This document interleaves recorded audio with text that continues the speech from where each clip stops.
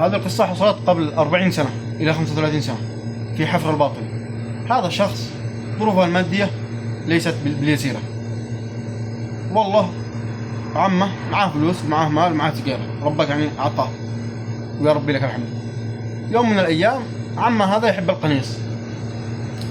في بعض الناس عندهم مال، عندهم تجارة، يقدرون كل شيء، ولكن هواية يهوى القنيص، يخرج البر مع شيء يصطاد صقر أو شيء والله خرج يقول كلم ابن أخوه تعال معي.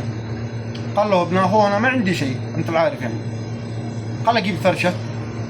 ما معك شيء؟ قال له عندي حمامة. قال له جيب الحمامة عشان لما يصيدون كذا ويطلقوها.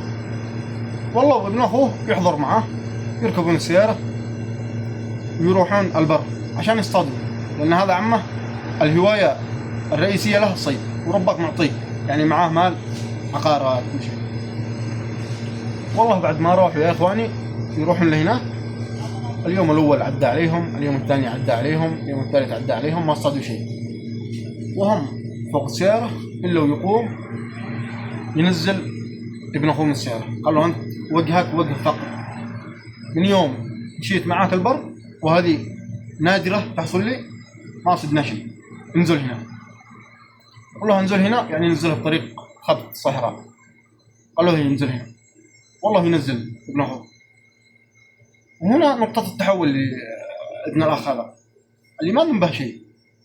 والله ينزل كان معه الحمامة هذه، والله يروح يشوف بيت شعر. بيت الشعر هذه يمشي لها، يروح لهنا، وصل ويشوف سيارة ديتسن قديم. والله كلم السلام والسلام، كيف حالكم؟ الله يسلم عليك. سيارة ديتسن هذه والله عندي أغراض هناك بروح أجيبها. كلمتها السيارة هذه معطلة لها شهرين، ما أدري هل بتشتغل ولا لا. إذا شغلتها روح الله معه. والله يشغل السيارة لها شهرين معطلة، تشتغل معه. بعد ما اشتغل السيارة وراح إلا ويروح يعاود يطلق الحمامة اللي معه. الحمامة هذه أول ما أطلق سراحها جاء عليها صقر، والله يصيد الصقر هذا. سبحان الله العظيم يعني.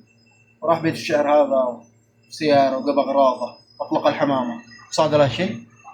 قبل ما يروح حصل له شاري، قبل ما يروح البيت خيمة، والله اشترى منه مبلغ كبير. عاد للخيمة ويقول للحرمة هذه قيمة الحمامة نصيبي ونصيبي، أنت مشاركة بالحلال.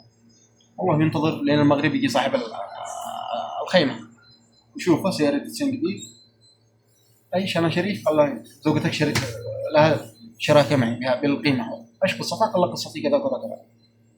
قال له طيب، قال له ما نحتاج، إحنا ربك معطينا نعمة أمورنا طيبة ويربي لك الحمد، ما نحتاج شيء. قال له والله يحلف يمين ذاك يحلف ذاك، يعني كسر اليمين أخذ 1000 ريال.